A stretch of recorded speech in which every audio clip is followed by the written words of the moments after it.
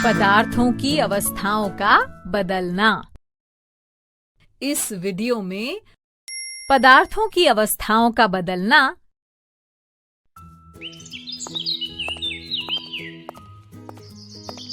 दीदी वो देखो शिकंजी वाला।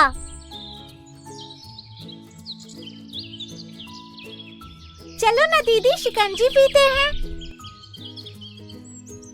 हाँ क्यों नहीं, चलो।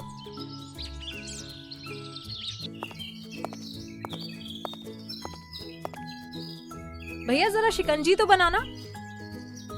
अरे भैया ये बर्फ को गीला कपड़ा क्यों पहना रखा है, उसे गर्मी लग रही है क्या? हाँ हाँ बेटा, ऐसा ही समझो। अगर गरम गरम धूप सीधा बर्फ पर पड़ी तो ये पिघल जाएगी। दीदी ऐसा क्यों होता है? अच्छा प्रश्न है सवाली, आओ बैठकर समझते हैं। तुम्हें याद है ना कि सभी पदार्थों की 3 अवस्थाएं होती हैं? जी दीदी, आपने बताया था भौतिक वर्गीकरण के आधार पर पदार्थों को ठोस, द्रव और गैस के समूह में बांटा जाता है। शाबाश सवाली।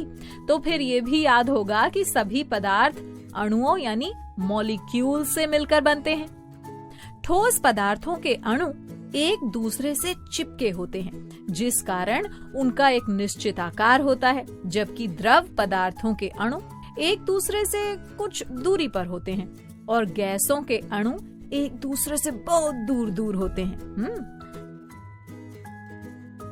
जी दीदी हमें याद है, पर इसका पदार्थ की अवस्था से क्या लेना देना? बताती हूँ खोजी, इसे ध्यान से समझो, ठीक है? पदार्थ के एक अवस्था से दूसरी अवस्था में परिवर्तित होने का कारण है ताप। ताप यानी गर्मी है ना दीदी? दीदी ताप भला पदार्थ की अवस्था कैसे बदलता है? ये समझने के लिए हमें किसी ठोस जैसे बर्फ के अणुओं का निरीक्षण करना होगा। बर्फ के सभी अणु एक दूसरे से बिल्कुल चिपके हुए हैं। इनके बीच एक खास तरह का बंधन होता है, जिसकी वजह से ये एक दूसरे से चिपके रहते हैं। पर जब इन्हें गर्म किया जाता है तो गर्मी यानी ऊष्मा के कारण उनके बीच का बंधन कमजोर हो जाता है और वे एक दूसरे से कुछ दूर चले जाते हैं, जैसे द्रव के अणु। और ठोस द्रव में परिवर्तित हो जाता है। बर्फ का जल में परिवर्तित होना ठोस के द्रव में परिवर्तित होने का ही उदाहरण है। दीदी यदि हम जल को और गर्म करते रहेंगे तो क्या होगा? बच्चों, यदि हम इस जल को और गर्म करेंगे तो इसका ताप और अधिक बढ़ेगा।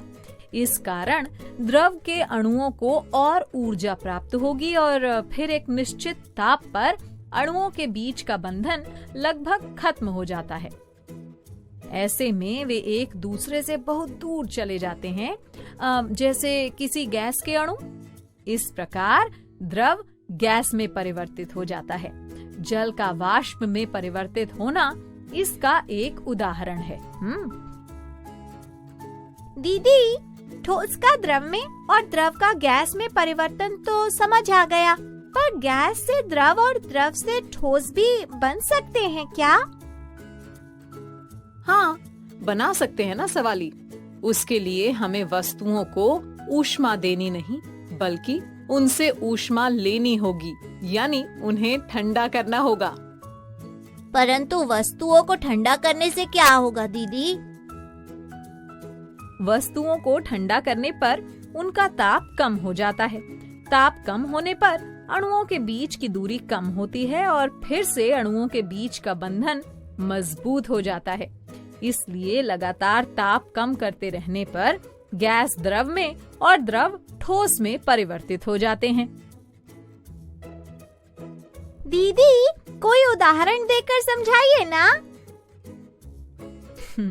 केवल उदाहरण से नहीं सवाली, बल्कि संपर्क भैया की सहायता से हम इसे एक मनोरंजक क्रियाकलाप द्वारा समझेंगे, ठीक है? अरे आओ आओ मेरे बाल वैज्ञानिकों, आप सबका स्वागत है संपर्क प्रयोगशाला में।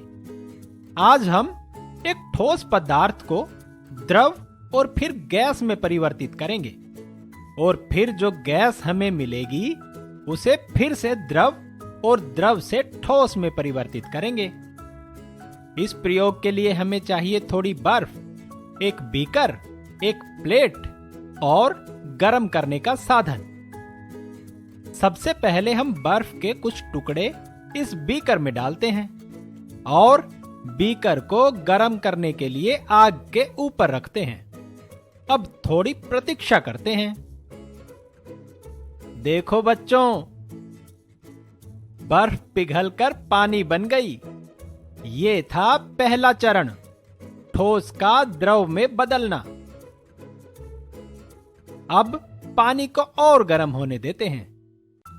देखो बच्चों, इस बीकर से वाष्प निकलने लगी, यानी पानी गर्म होकर वाष्प में बदलने लगा। ये है हमारे प्रयोग का दूसरा चरण, द्रव का गैस में बदलना। अब इससे पहले कि सारा पानी वाष्प बनकर उड़ जाए, चलो इस बीकर के ऊपर एक ढक्कन रखते हैं और इस ढक्कन के ऊपर बर्फ के टुकड़े भी रख देते हैं, जिससे वाष्प जल्दी से ठंडी हो जाए। अरे वाह, वाष्प ठंडी होकर फिर से पानी की बूंदों में बदल रही है। चलो इन पानी की बूंदों को एक कटोरी में इकट्ठा कर लेते हैं। इस प्रकार ये सारा पानी वाष्प बनकर इस प्लेट में टकराएगा और ठंडा होकर पानी की बूंदों में बदल जाएगा। चलो थोड़ा इंतजार करते हैं जब तक कि पानी कटोरी में इकट्ठा नहीं हो जाता। देखो बच्चों, पानी कटोरी में इकट्ठा हो गया है। ये था हमारे प्रयोग का अगला चरण, गैस का फिर से द्रव में परिवर्तित होना। अब समय है हमारे प्रयोग के अंतिम चरण की ओर बढ़ने का, द्रव से दोबारा ठोस बनाने का। चलो कटोरी में इकट्ठे किए इस जल को एक फ्रिज में रख देते हैं, जो इसका तापमान और कम करेगा। फ्रिज को रेफ्रिजरेटर भी कहते हैं। अब हमें कुछ घंटे इंतजार करना होगा। चलो बच्चों, अब जल्दी से पानी की कटोरी को फ्रिज से बाहर निकाल कर देखते हैं। तो देखा आपने, पानी जमकर बर्फ बन गया। तो बच्चों, आज हमने सीखा कि ठोस को द्रव और द्रव को गैस में परिवर्तित किया जा सकता है, फिर दोबारा से गैस को द्रव में और द्रव को ठोस में परिवर्तित किया जा सकता है। अच्छा बच्चों, अब जब तुमने ये समझ लिया है कि पदार्थों को एक अवस्था से दूसरी अवस्था में बदला जा सकता है, तो अपने आसपास किसी पदार्थ का उदाहरण दो जिसे तुमने तीनों अवस्थाओं में परिवर्तित होते देखा हो। हाँ दीदी, मोमबत्ती मतलब मोम। मोमबत्ती ठोस मोम से बनी होती है और जब उसे जलाते हैं तो वो पिघलकर द्रव बन जाता है, पर गैस बनते तो नहीं देखा उसे। जब हम मोमबत्ती को बुझाते हैं तो उसमें से सफेद सा धुआं ऊपर की ओर उठते देखा है ना तुमने? जी दीदी। वो मोम का ही वाष्प रूप होता है, यानी मोम की गैसीय अवस्था। सच्ची दीदी? हाँ बच्चों, यदि हम जलती हुई तिल्ली उस धुएं के पास ले जाएं, तो मोमबत्ती फिर से जल उठती है। इससे पता चलता है कि वो मोम का धुआं है। समझे? चलो अब इसी तरह का एक और उदाहरण बताओ। दीदी, घी। जब माँ घी के पराठे बनाती हैं, तो वो पहले पिघलता है और फिर वाष्प बनके उड़ जाता है। बहुत अच्छे खोजी। अब मुझे लगता है तुम संपर्क भैया से मिलने के लिए बिल्कुल तैयार हो। तो चलो अब संपर्क भैया से मिलो। मैं आया आया आया आया आया।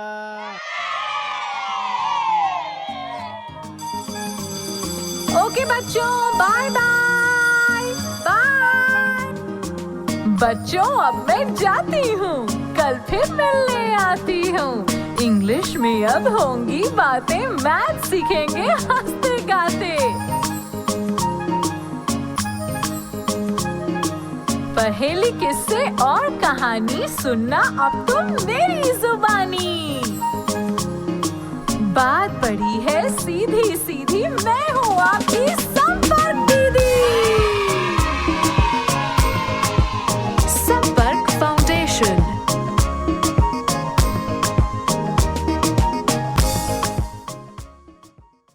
आपको ये वीडियो देखकर मजा आया ना?